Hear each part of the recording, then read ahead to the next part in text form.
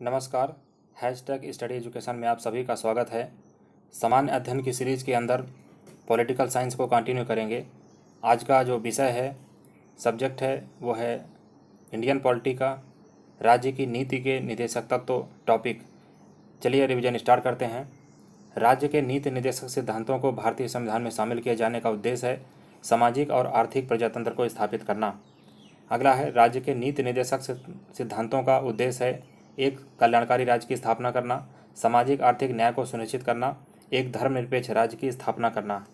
आगे देखते हैं, राज्य की नीति निदेशक तत्वों के बारे में सही कथन है। तो ये तत्व देश के सामाजिक आर्थिक लोकतंत्र की व्याख्या करते हैं। इन तत्वों में अंतर्विष्ट उपबंध किसी न्यायालय द्वारा परिवर्तनीय यानी इन्फोर्सिबल नहीं है।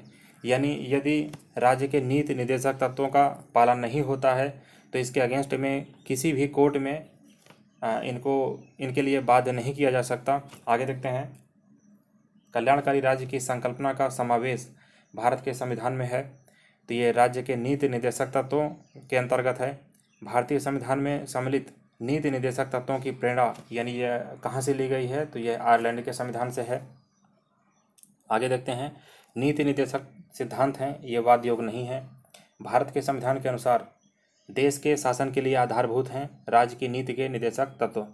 आगे देखते हैं, सामान्य कार्य के लिए समान वेतन यानी एक जैसा काम और एक जैसा वेतन भारत के संविधान में सुनिश्चित करता है। ये कौन करता है? राज्य के नीति निदेशक सिद्धांत। आगे देखते हैं, भारत में पंचायती राज प्रणाली की व्यवस्था की गई है। यह राज्य के नीति निदेशक सिद्धांत के अंतर्गत की गई है।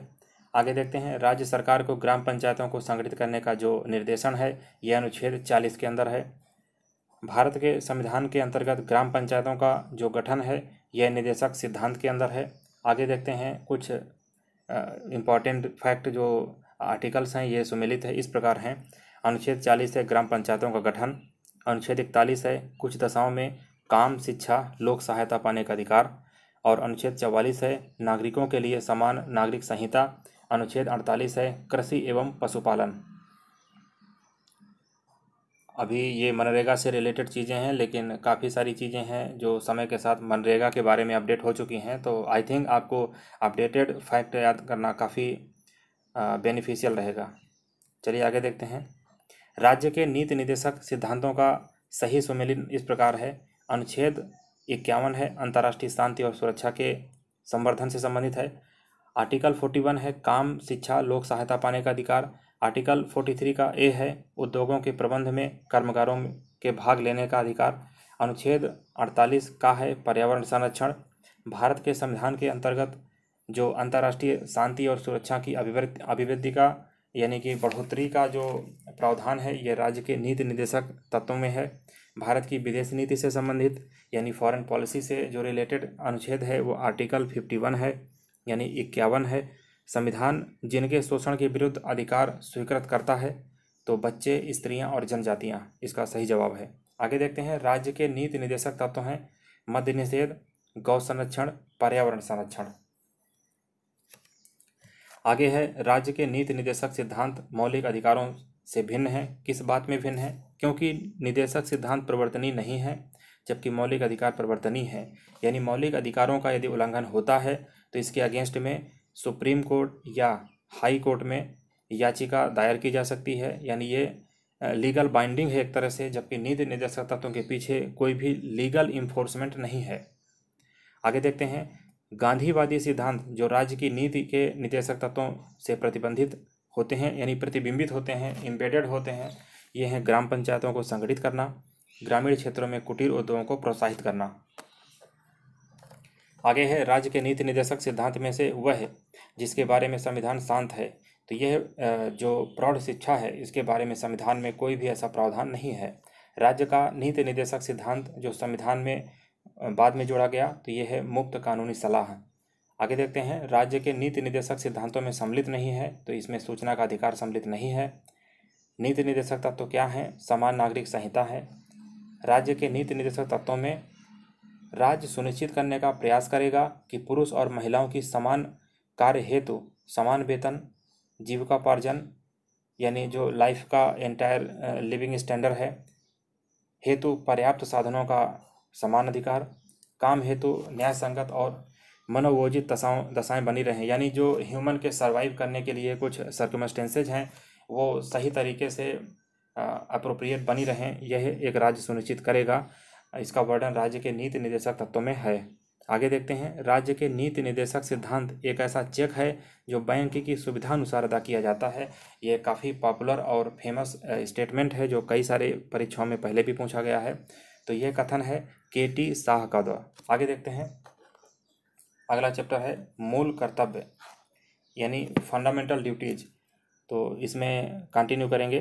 भारत की प्रभुता, एकता और अखंडता की रक्षा करने और उसे अक्षुण्ण बनाए रखने के मूल कर्तव्य को रखा गया है, तीसरे स्थान पर रखा गया है।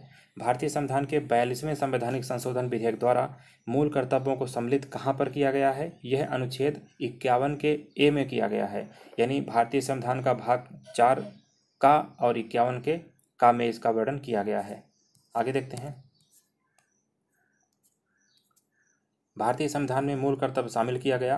तो ये समिति का नाम है स्वर्ण सिंह समिति, और ये जो समिति की सिफारिश हुई थी ये शामिल किया गया था 1976 में। भारत के संविधान का वह भाग जिसमें मौलिक कर्तव्य उल्लिखित हैं, तो भाग 4 का A है, और यानी 4 का भाग 4 का। आगे देखते हैं, भारतीय संविधान के लिए 10 मौलिक कर्तव्य संविधान में जोड़े गए। ये 42वें संवैधानिक संशोधन द्वारा 1976 में जोड़े गए। भारतीय संविधान में भारतीय नागरिकों के मूल कर्तव्य शामिल हैं। तो ये मौलिक कर्तव्य अनुच्छेद 51 के A में शामिल हैं। मौलिक कर्तव्यों से संबंधित सही कथन है। तो ये कथन है, इन्हें संवैधानिक प्रक्रिया से ही पढ़ाया जा सकता है। अस्पष्ट विधियों की व्याख्या के लिए उनका उपयोग किया जा सकता है। किसी विशिष्ट कर्तव्य का पालन करना संवैधानिक कानून के क्षेत्र में आता है जिसे न्यायालय निश्चित करता है।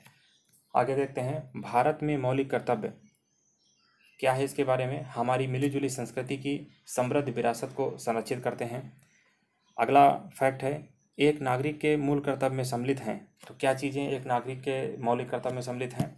तो ये कर्तव्य हैं प्राकृतिक पर्यावरण की रक्षा, उसका संवर्धन, स्वतंत्रता के लिए हमारे राष्ट्रीय आंदोलन को प्रेरित करने वाले उच्च आदर्शों को संजोए रखना, उनका पालन करना, वैज्ञानिक दृष्टिकोण, मानवतावाद, ज्ञानार्जन तथा सुधार की भावना का विकास करना।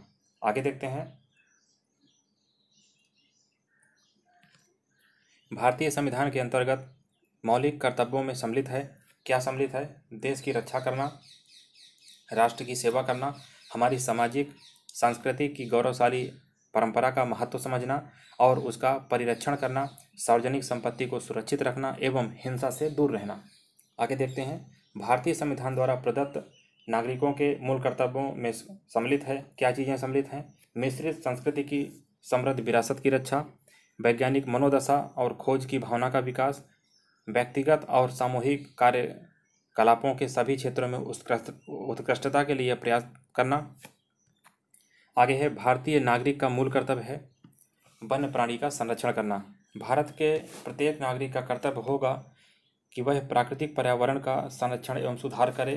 तो यह कहा गया है आर्टिकल 51 के A में। सही कथन देखते हैं, मूल कर्तव्य मौलिक अधिकारों का भाग नहीं है। भारतीय संविधान के भाग 4 के A में मौलिक कर्तव्य गिनाए गए हैं, यानी उनका वर्णन किया गया है। अनुच्छेद 51 के A में प्रत्येक भारतीय नागरिक के मौलिक कर्तव्यों की व्याख्या करता है। तो ये तीनों कथन अपने आप में सही हैं। आगे देखते हैं, भारतीय संविधान में मौलिक कर्तव्य कितने हैं? ये 11 हैं। भारतीय संविधान के भाग 4 के A में वर्णित किया है, राष्ट्रीय ध्वज का आदर करना, भारत के सभी लोगों के मध्य भाईचारे का भाव विकसित करना, हमारी समग्र संस्कृति की मूल्यवान धरोहर की रक्षा करना।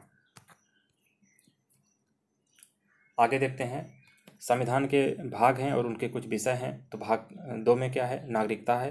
भाग 3 में मौलिक अधिकारों का वर्णन है और भाग 4 में राज्य की नीति के निर्देशक तत्व हैं। अगला फैक्ट है, भारत की प्रभुता, एकता एवं अखंडता की रक्षा करें और उसे अक्षुण्ण बनाए रखें। यह जो उपबंध है यह किसके अंदर है? यह मौलिक कर्तव्य के अंदर है। तो फ्रेंड्स, आज के रिवीजन में सिर्फ इतना ही। आगे सीरीज को कंटिन्यू करेंगे। Thank you very much.